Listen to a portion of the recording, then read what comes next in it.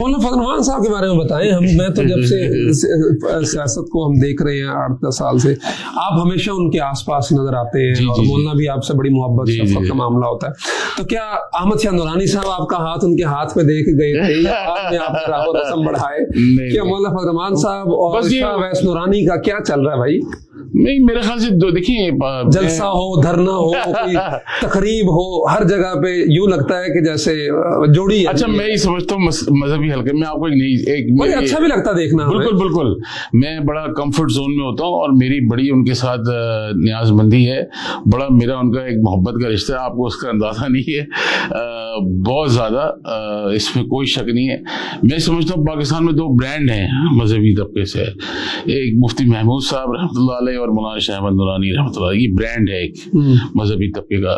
ठीक है, उससे बड़े बड़े शायद उलमा या दीनदार लोग मौजूद होंगे, खानकाई होंगी, सियासी हवाले से खानकाई निजाम होगा, सब कुछ होगा, मगर ये दो हजरात जो है ये ब्रांड है पाकिस्तान में। इसके बाद नीचे जिसने शोर करना करता रहे, कोई मसला नहीं है, ये दो ब्रांड है। और कुदरती तौर पे देखें ना आप, दोनों के जो सैक्रिफाइसेस हैं वो मुफ्ती साहब को भी देखें ना, सुबह से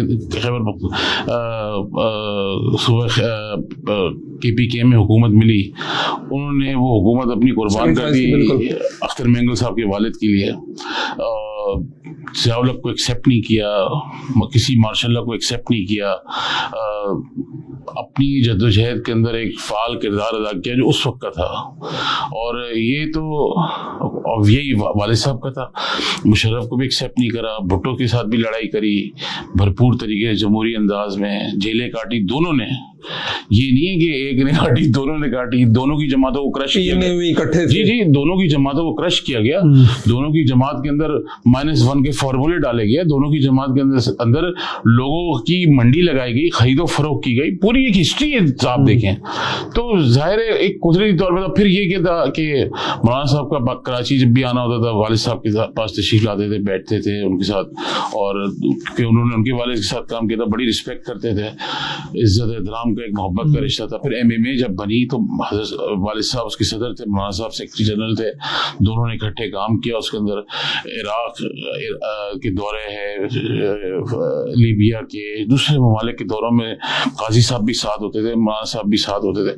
तो मौलाना साहब के साथ एक ज़ाहिर है एक बचपन से आप रिश्ता सारा है, वो 3rd जनरेशन शुरू हो गया है और उनके साथ रहता है। और फिर ये कि मैं ये समझता हूँ कि कुछ चीज़ों पे मौलाना साहब के जो सियासत का अंदाज है वो मेरे ख्याल से आज आपको बहुत कम लोगों में मिलेगा। जैसे मैं ये समझता हूँ पाकिस्तान में, मैंने अपने एक पिछले इंटरव्यू में भी कहा था कि बहैसियत सियासी सरबराह, एक दीनी जमात के सरबराह, सियासी एक्सेस जो है लोगों का इस वक्त पाकिस्तान में, अगर किसी सियासतदान का एक आम कारकुन के साथ एक्सेस है तो मैं समझता हूँ मौलाना साहब का है। उसकी बुनियादी वजह देखिए, उनके अगर वो घर पे मौजूद हैं और उनके गेट पे 50 आदमी आ जाते हैं मिलने के लिए, और ये मैंने देखा हुआ है इसलिए मैं आपको बता रहा हूँ, तो वो 50 के 50 आदमी अंदर आएंगे उनसे मिलने के लिए और वो सबको मिलेंगे। आपके पास यहाँ पाकिस्तान में ऐसा कोई बंदा नहीं है इस वक्त मौजूद कि जिसके घर पे लोग आ जाएं और वो अपॉइंटमेंट के लिए बगैर आ जाएं और वो उनको मिले ना मिले, ये बात की बात है। मौलाना साहब के पास तो मैं, क्योंकि मेरा अक्सर जाना आना रहता है, तो मैं देखता हूँ बाहर से लोग आए हुए होते हैं और वो सबको एंटरटेन करते हैं। एट ए टाइम 100 लोग भी होते हैं, 70 लोग होते हैं, 200 लोग भी। मैंने रमजान के दिनों में 300, 400 लोग भी देखे हैं और वो सबसे मुसाफा करते हैं, सबसे मिलते हैं और हर किसी को देखा है, मोहब्बत, प्यार, इज्जत, एहतराम, और वो एक्सेस है उनका।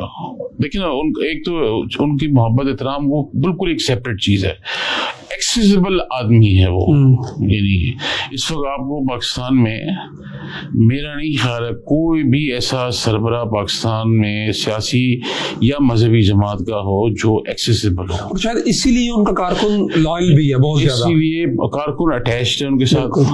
चाहे उनके पास, मौलाना साहब के पास कुछ सेक्रेटरीज, जो जितने सेक्रेटरीज हैं और जितने उनके लोग करीब हैं, बाज़ दफ़ा वो उनको आराम के लिए कह देते हैं या उनको कट डाउन करते हैं, उनकी मुलाकातों में टाइम लगता। आप यकीन करें, जिस टाइम पे कोरोना के दिनों में पीर मौलाना के पास रश लगा रहता था, उसके बाद जब वो बीमार थे, अलील थे थोड़े अरसे के लिए, तो मैंने ही सबको डांट डपट करके और सबके साथ बैठ के हम लोगों ने आपस में, बच्चों ने और अपने उनके जो सेक्रेटरी वगैरह तय किया था कि भाई मौलाना साहब की मुलाकातों पे पाबंदी लगाई जाए। तो एक आध दिन तो हम सरवाइव कर गए और फिर दूसरे दिन वो खुद नीचे आके बैठ गए। उन्होंने बोला भाई गेट किसने बंद किया? लोग चहल पहल वाले आदमी है, तो वो उनका एक्सेस है, ये उनकी सबसे बड़ी एक कामयाबी है। और उसको उनको देखे ना, इतनी थ्रेट्स होने के बावजूद 3 खुदकश हमले, घर पे रॉकेट लॉन्चर का अटैक, ये सब चीजें होने के बावजूद वो एक्सेसिबल हैं सबके लिए।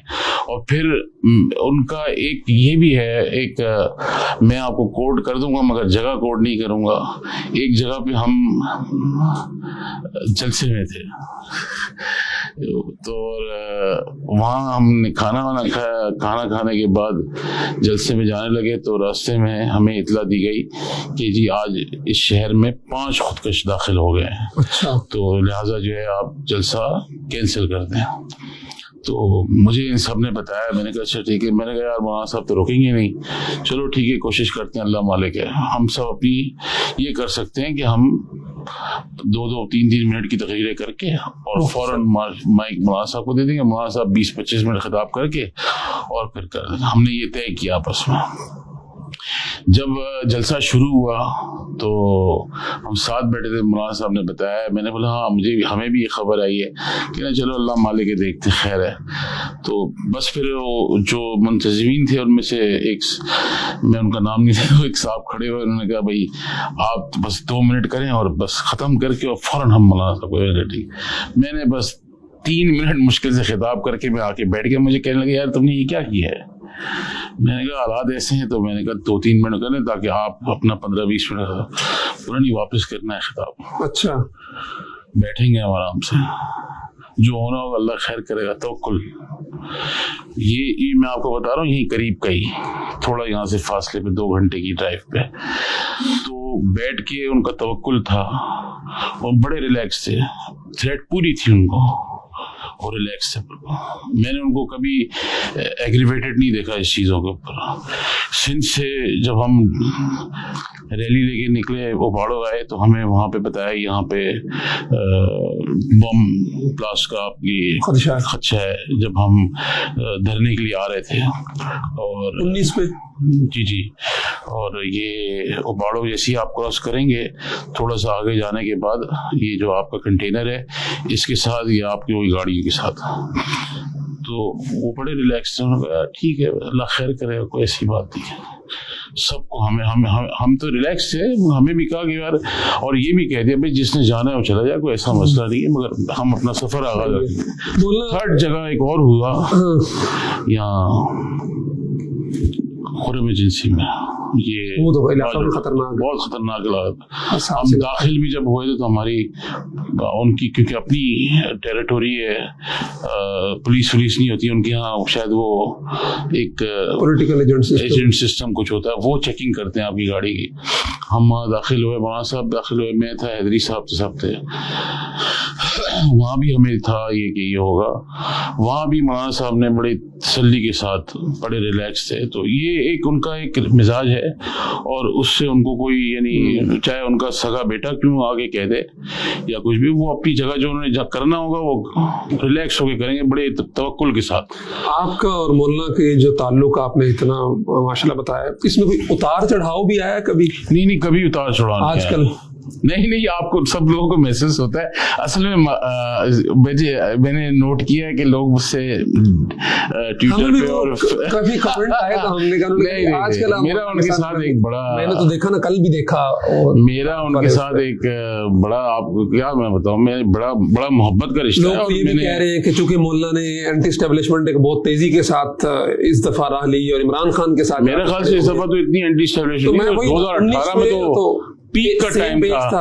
उस वक्त तो कहा जाता था हमें कि इतने ये ले लो और स्टेज से उतर जाओ, इतने ये कर लो, हम तुम्हारे लिए ये प्रोवाइड करेंगे, आप मौलाना को छोड़ दें। उनको पता है खुद मौलाना साहब कोई बात, और उन्होंने फिर हमसे कहा भी कि भाई अगर आप पे दबाव है, प्रेशर है, तो आप घर बैठे, कोई ऐसी बात नहीं है झगड़े वाली बात। मैंने कहा नहीं जी, बैठ गया। जब मैं कराची से चला था तो मैं यहाँ पहुंचा था, अभी स्टेज पे चढ़ा नहीं था, तो उन्होंने मुझे फोन करके, लोगों ने उस वक्त के जो अफसरान थे वो कहते थे आप जी बस कराची वापस आ जाएं, बाकी जो आप हुक्म करेंगे हम हाजिर हैं। नहीं अच्छा, वो आजकल भी ये मैंने नोट किया, डीएम पे भी आते हैं, आपने भी कहा कि शायद कोई ऐसा है। हाँ, कुछ असल में नहीं बिल्कुल नहीं, मेरा उनके साथ बड़ा हर रोज हर दूसरे तीसरे रोज मेरा उनके साथ टेलीफोन पे राब्ता रहता है, मैसेज के जरिए राब्ता रहता है।